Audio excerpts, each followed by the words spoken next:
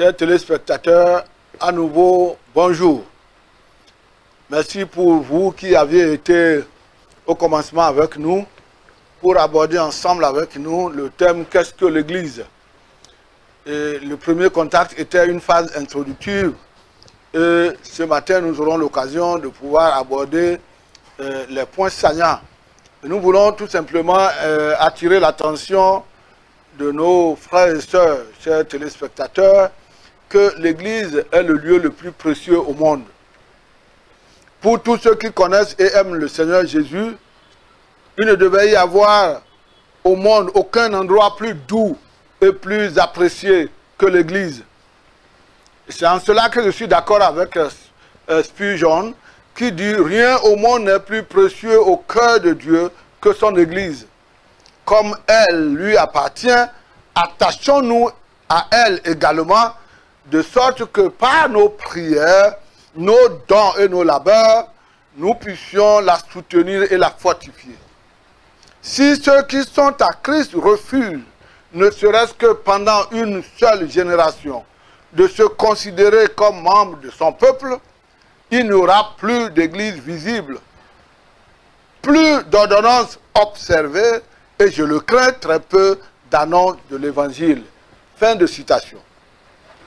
À la lumière donc de son importance vitale, les croyants ont tout à gagner à étudier attentivement ce que Dieu a révélé sur l'Église dans sa parole.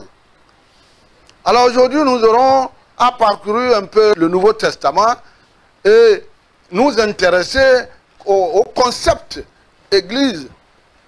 C'est à travers tout le Nouveau Testament, c'est principalement le mot grec ecclesia, terme signifiant ceux qui sont appelés hors d'eux, qui est à l'origine du mot église en français. Dans l'Antiquité, l'ecclésia désigne un groupe de citoyens qui avaient été appelés hors pour administrer les affaires civiles ou défendre la communauté en cas d'attaque. Utilisé alors dans un sens non technique, le terme ecclésia finit par s'appliquer à n'importe quelle assemblée ou communauté. C'est dans ce sens d'ailleurs que dans Actes des Apôtres, chapitre 7, verset 38, la parole de Dieu nous dit ceci.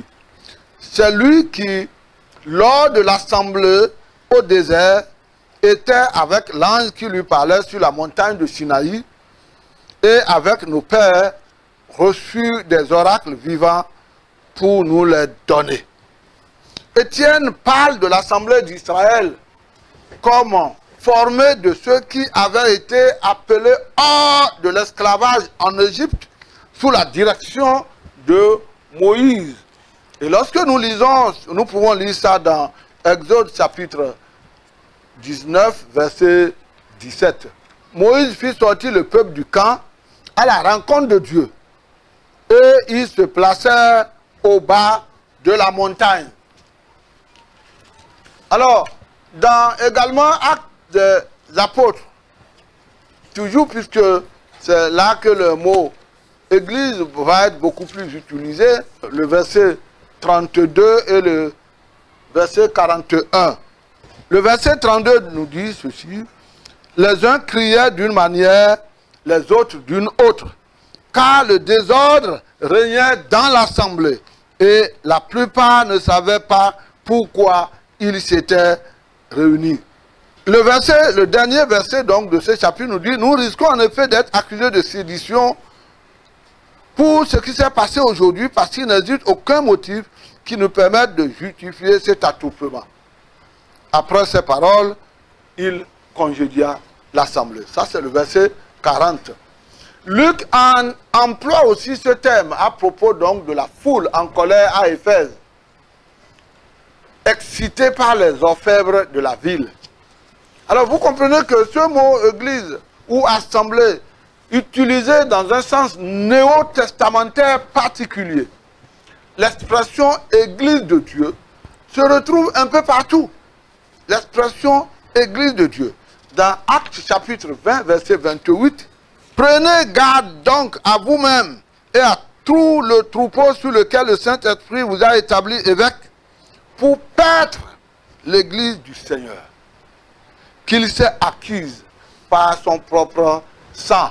Nous allons revenir sur ce texte-là, qui est un texte très, très important pour comprendre ce que c'est que l'Église. Nous irons 1 à 1 Corinthiens, chapitre 1, verset 2. À l'Église de Dieu qui est à Corinthe. Vous avez vu que progressivement, de l'expression assemblée, on est venu à l'Église de Dieu, dans son esprit néo-testamentaire. À l'Église de Dieu qui est à Corinthe. À ceux qui ont été sanctifiés en Jésus-Christ, appelés à être saints, et à tous ceux qui invoquent en quelque lieu, que ce soit le nom de notre Seigneur Jésus-Christ, leur Seigneur et le nôtre. Que la grâce et la paix vous soient données de la part de Dieu notre Père et du Seigneur Jésus-Christ. Lorsque nous lisons toujours dans 1 Corinthiens chapitre 10, le verset 32, ne soyez en scandale ni aux Grecs, ni aux Juifs, ni à l'Église de Dieu. Ni à l'Église de Dieu. Le chapitre 11, toujours de cette lettre de Paul aux Corinthiens, au verset 16. Si quelqu'un se plaît à contester, nous n'avons pas cette habitude, non plus que les églises de Dieu. Vous allez découvrir que la communauté de ceux que Dieu a appelés hors d'eux, de leur asservissement au péché par la foi en Jésus-Christ désormais, sont appelés église de Dieu. Alors, ceux que Dieu lui-même a prédestinés dans l'éternité passée, appelés et justifiés dans le temps présent, et qu'il a promis de glorifier dans le futur, ceux-là sont appelés les églises de Dieu. Par conséquent, vous comprenez que l'église ne désigne pas l'édifice matériel dans lequel les chrétiens se rassemblent. L'église ne désigne pas non plus une institution religieuse, encore moins une organisation éthique ou une association sociopolitique. L'église est l'assemblée des rachetés. Ceux que Dieu, le Père, a appelés au salut, comme un don à son Fils. Donc l'église, c'est toi et c'est moi. Aujourd'hui, avec la situation de Covid-19, l'église n'est pas fermée, puisque l'église, c'est toi et moi. Ce qui est fermé, c'est tout simplement l'édifice matériel. C'est simplement les portes matérielles. Mais ce que c'est que l'église n'est pas fermée.